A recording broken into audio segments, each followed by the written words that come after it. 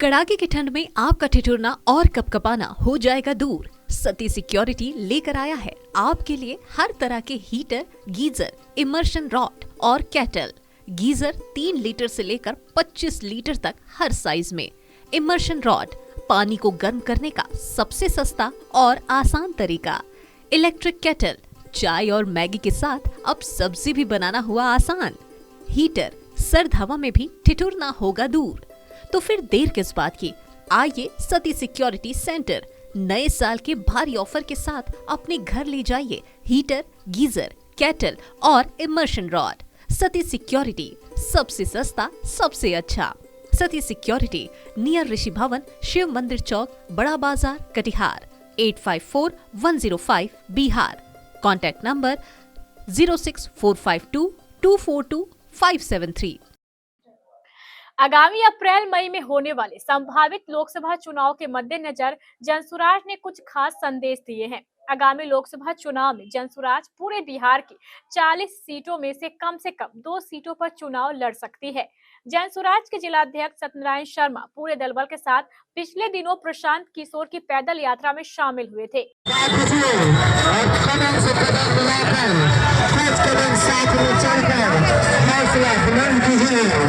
जनता को सुंदर राज बनाने के लिए प्रशांत किशोर जी के साथ में चलिए। अपने बच्चों को शिक्षा रोजगार की व्यवस्था करने के लिए प्रशांत किशोर जी के साथ में चलिए। यह पैदल यात्रा वर्तमान में बेगूसराय के तिगरा प्रखंड में चल रही है। जिलाध्यक्ष सत्यनारायण शर्मा ने बताया कि प्रशांत किशोर की पैदल यात्रा का यह 15वां जिला है और हर जिले में जनसुराज के राष्ट्रीय अध्यक्ष सह संस्थापक प्रशांत किशोर को लोगों का भारी समर्थन मिल रहा है। श्री शर्मा ने बताया कि वह जब पैदल यात्रा के दौरान प्रशांत किशोर से मिलने गए थे तो उन्होंने उनकी टीम को पूरा वक्त दिया और ध्यान से पिछले दिनों जिला परिषद अध्यक्ष चुनाव में हुए घटनाओं के बारे में ध्यान पूर्वक सुना। जिला परिषद अध्यक्ष के चुनाव में हुई घटनाओं को सुनने के बाद उन्होंने इस पर काफी भारी चिंता जताई। हम आपको बता दें कि जिला परिषद अध्यक्षा रश्मि सिंह के विरुद्ध जनसुराज के प्रत्याशी मोहम्मद नसरुद्दीन द्वारा अविश्वास प्रस्ताव लाया गया था, लेकिन कई कारणों से यह अविश्वास प्रस्ताव पूरी तरह खारिज हो गया। आज केबीसी संवाददाता से बातचीत करते हुए जनसुराज के जिलाध्यक्ष सत्यनारायण शर्मा ने अपनी प्रतिक्रिया व्यक्त करते हुए कहा कि लगातार 4 महीने से प्रशांत किशोर जी की पदयात्रा चल रही है। 15वां जिला बेगूसराय के तिगड़ा प्रखंड में परसों हम लोग कटिहार के कई जनसुराज के साथी शामिल हुए थे। दिन भर पदयात्रा में कार्यक्रम में हम लोग प्रशांत किशोर के साथ चले भी। उसके बाद कई बैठकें कटिहार की राजनीति के संबंध में प्रशांत किशोर जी के साथ में हुई। सारांश यह था कि पिछले दिनों जिला परिषद चुनाव प्रकरण में कटिहार की राजनीतिक स्थिति को देखते हुए प्रशांत किशोर जी ने काफ़ी चिंता जाहिर की, क्योंकि जो राजनीतिक दल, राजनीतिक नेता कटिहार के अपने आप को धर्मनिरपेक्ष दल और नेता कहते हैं, जिला परिषद चुनाव में उनकी भूमिका काफ़ी संदेहास्पद रही है। जिला परिषद चुनाव में भी कुछ इस तरह लगा कि जिस तरह पूरे देश में इंडिया गठबंधन, एनडीए गठबंधन, 2 ही गठबंधन देखने को अभी तक मिल रहे थे, कटिहार में एक नया गठबंधन देखने को मिला कि तमाम राजनीतिक दल एक प्लेटफार्म पर आकर के, एक नफरुद्दीन बहुत ही गरीब ईमानदार जनप्रतिनिधि हैं जिन्होंने प्रशांत किशोर से मुलाकात कर चुनाव लड़ने की इच्छा जाहिर की थी और उनको जनसुराज ने काफ़ी मजबूती से लड़वाया भी। लेकिन राजनीतिक दलों की जो स्थिति हम लोगों को रात में सोने के समय जो सत्ता पक्ष में रहते हैं, सुबह उठते हैं तो वो विपक्ष में चले जाते हैं, विपक्ष वाले सत्ता पक्ष में आ जाते हैं। यही स्थिति कटिहार में जिला परिषद के पिछले प्रकरण में देखने को मिली। इसलिए हम लोगों ने कटिहार के कई साथियों के साथ जाकर प्रशांत जी से इस संबंध में विस्तार से चर्चा की। प्रशांत जी भी कटिहार की राजनीतिक स्थिति से काफ़ी चिंतित हैं। उन्होंने निर्देश दिया है कि जब तमाम राजनीतिक दल सत्ता पक्ष की ओर ही जा रहे हैं तो जनसुराज की भूमिका ऐसी स्थिति में काफ़ी महत्वपूर्ण हो जाती है। जनसुराज एक कटिहार जिले के सही लोग, सही सोच वाले व्यक्तियों को साथ लेकर एक आगे राजनीतिक में आगे बढ़ाने के लिए एक रणनीति के तहत मुख्य रूप से कार्य करेगा और आने वाले लोकसभा चुनाव के लिए भी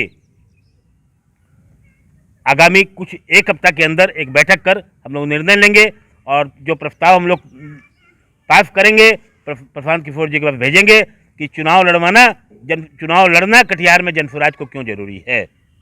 इस मौके पर जनसुराज से जुड़े कटिहार के जाने माने शिशु रोग के विशेषज्ञ डॉक्टर गाजी भी मौजूद थे।